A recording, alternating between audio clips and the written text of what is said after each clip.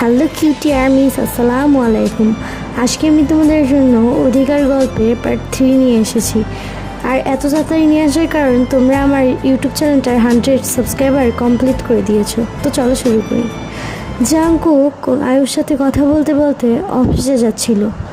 অফিসে গিয়ে জাংকুক আর আয়ু অনেকক্ষণ কথা বলে। তারপর হঠাৎ এক সময় আয়ু জাংকুককে বলে ওঠে, জাংকুক তো তুমি ওই মেয়েটাকে একটু তাড়াতাড়ি ডিভোর্স দিও। আর হ্যাঁ, আমি এখন তোমার সাথে অফিসে দেখা করতে আসবো। জাংকুক তো বেজায় খুশি। সে বলে, অবশ্যই, তুমি এখনই চলে আসো আয়ু। এরপর জাংকুকের কোনো কাজেই মন বসছিল না। আধা ঘন্টা পর আয়ু আসে। জাংকুককে দেখে আয়ু ওকে জড়িয়ে ধরে, আর জাংকুকও আয়ুকে নিজের বাহুডোরে আগলে নেয়। দুজনে বেশ ঘনিষ্ঠ মুহূর্ত কাটাচ্ছিল অফিস রুমে বসে। আয়ু নাকা কণ্ঠে বলতে থাকে, জাংকুক, তুমি কিন্তু ওই মেয়েটার ধারে কাছে যাবে না, আমার কিন্তু তাহলে কষ্ট হবে। জাংকুকও বলে, ঠিক আছে আমার বেবি।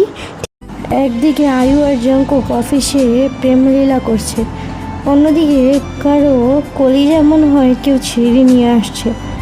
জাংকুক না খেয়ে বের হওয়ার কারণে মিসেস জিন পাঠিয়েছিলেন থেকে জাংকুককে ব্রেকফাস্টটা তার অফিসে দিয়ে আসার জন্য, কিন্তু এসেতে যা দেখতে পেল তা সে আশা করেনি।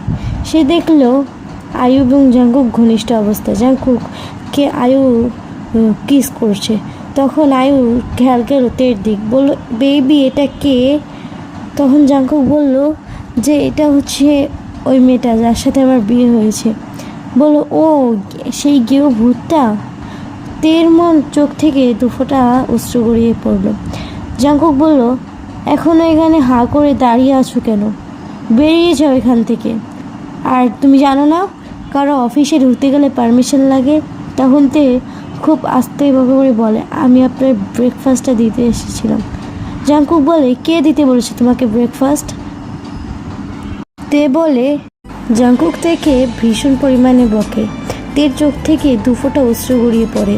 সেটা দেখে আয়ু মুচকি হাসতে শুরু করে আর বলে, বেবি চলো না আমরা একটু রেস্টুরেন্টে গিয়ে খেয়ে আসি।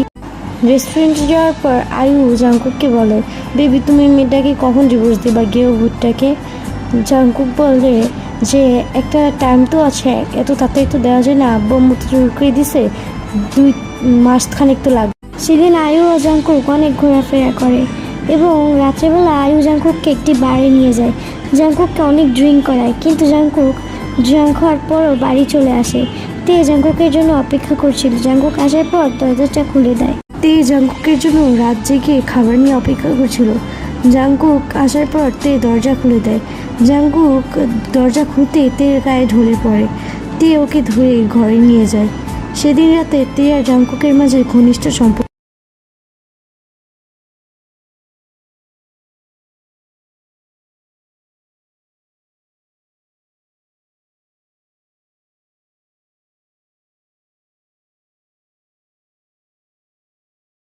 জাংকুক গোসল করতে যায়। গোসল করতে গিয়ে কালকের রাতের কথা ভাবতে থাকে। তখন তার কালকের রাতের সকল ঘটনা মনে পড়ে যায়।